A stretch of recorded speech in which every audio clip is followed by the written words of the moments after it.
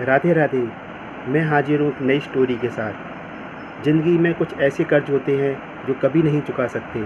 हम चाहे उसकी कितनी भी बड़ी कीमत दे दें, लेकिन वो कर्ज कर्ज ही रहते हैं जिनको हम कभी चुका नहीं सकते।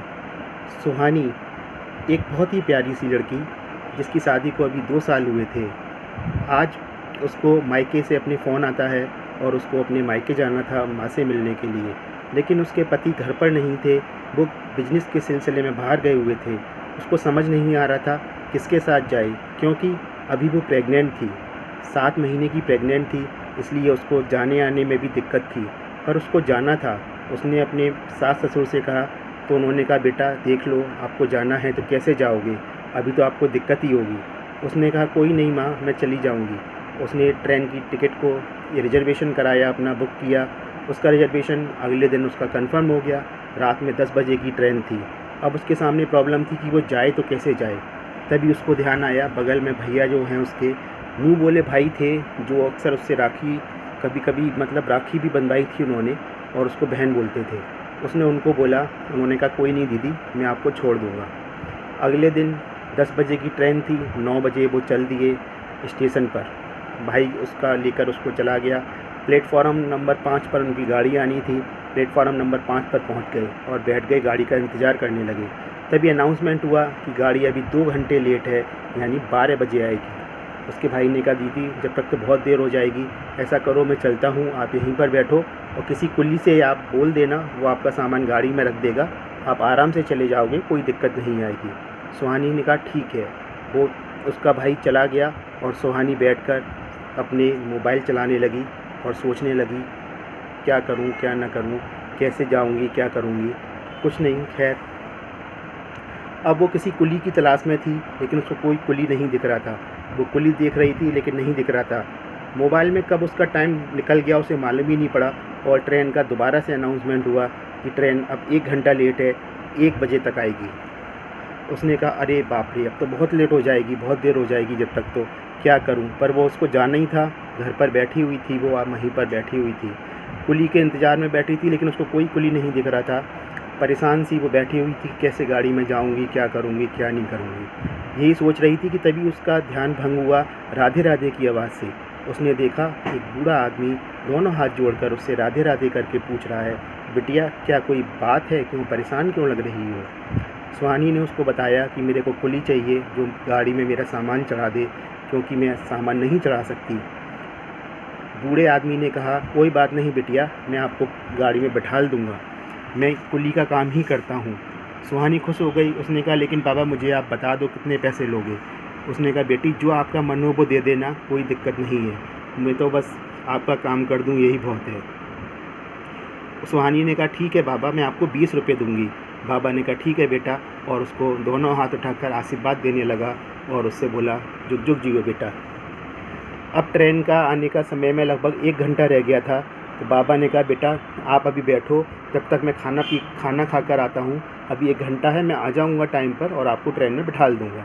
सुहानी ने कहा, ठीक है बाबा, लेकिन समय से थोड़ा जल्दी ही आ जाना। बाबा ने कहा, ठीक है। बाबा चले गए और सुहानी बैठ गई। थोड़ी देर बाद अनाउंसमेंट हुआ कि जो ट्रेन अब प्लेटफॉर्म नंबर 5 पर आनी थी, अब वो ट्रेन प्लेटफॉर्म नंबर 7 पर आएगी और 1 बजे का ही टाइम है, वो करेक्ट टाइम पर आ जाएगी। अब तो सुहानी बहुत ज़्यादा परेशान हो गई। वो ढूंढने लगी बाबा को, लेकिन बाबा उसको दिखाई नहीं पड़ रहे थे। अब वो सोच रही थी प्लेटफॉर्म नंबर 5 से प्लेटफॉर्म नंबर 7 तक वो कैसे जाएगी, सामान को कैसे लेकर जाएगी अकेली। बहुत ज़्यादा परेशान थी वो, और किसी कुली को देख रही थी, लेकिन कोई भी कुली उसको वहाँ नहीं मिल रहा था। परेशानी में बैठी हुई थी, सोच रही थी क्या करूं, क्या ना करूं। तभी उसने देखा सामने से बाबा भागते हुए, हाँफते हुए चले आ रहे हैं।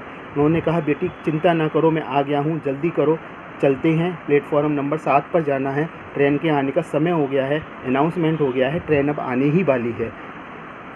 सुहानी और बाबा दोनों उठकर चल दिए। बाबा ने दोनों बैग उठाए, उसकी अटैची को सिर पे रखा, दोनों बैगों को हाथ में पकड़ा और चल दिए सामान लेकर। बूढ़े बाबा थे, बेचारे धीरे धीरे चल पा रहे थे। सुहानी भी प्रेग्नेंट थी, 7वां महीना था उसका प्रेगनेंसी का, इसलिए वो भी धीरे धीरे चल पा रही थी।